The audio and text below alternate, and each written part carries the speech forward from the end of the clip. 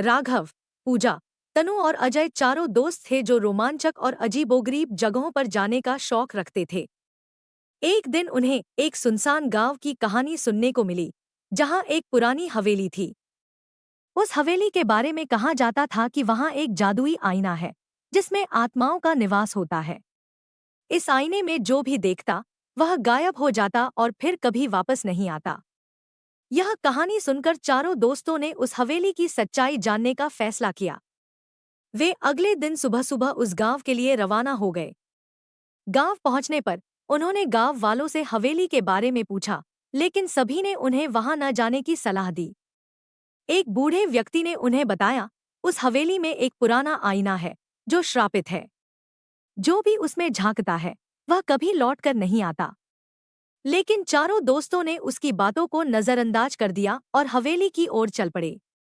हवेली बहुत पुरानी और जर्जर हालत में थी।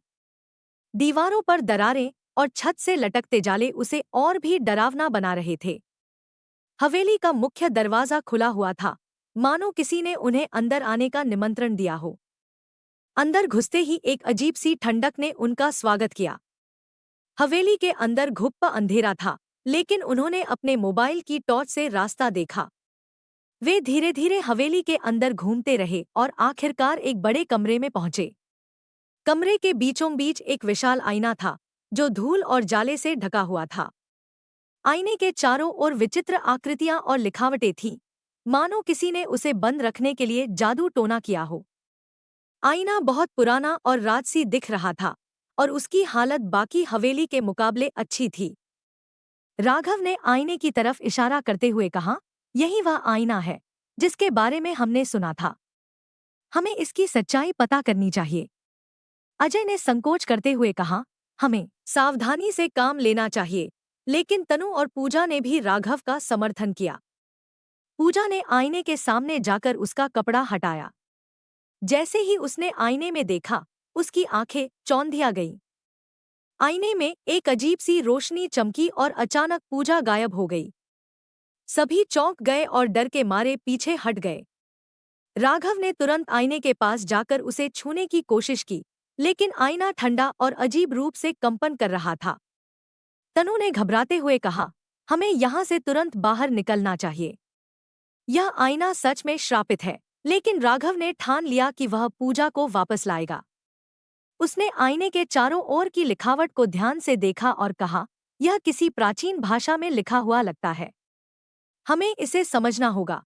अजय ने सुझाव दिया कि वे गांव के पुजारी से मदद लें। सभी तुरंत हवेली से बाहर निकले और गांव के पुजारी के पास पहुंचे। पुजारी ने उनकी बात सुनी और हवेली में उनके साथ चलने को तैयार हो गया। पुजारी ने हवेली में पहुंचकर आईने के चारों ओर की लिखावट पढ़ी और कहा, यह आईना एक प्राचीन तांत्रिक ने बनाया था। इसमें आत्माओं को कैद किया जा सकता है और उन्हीं आत्माओं की ऊर्जा से यह जीवित रहता है। इसे नष्ट करने के लिए हमें एक विशेष अनुष्ठान करना होगा। पुजारी ने तांत्रिक विधियों और मंत्रों का उपयोग करते हुए आईने के सामने अनुष्ठान शुरू किया। हवेली के अंदर अजीबोगरीब आवाजें और कंपन होने लगे। आईने से एक तेज रोशनी निकली और अचानक से पूजा आईने से बाहर आ गई। पूजा बेहोश थी, लेकिन सुरक्षित थी।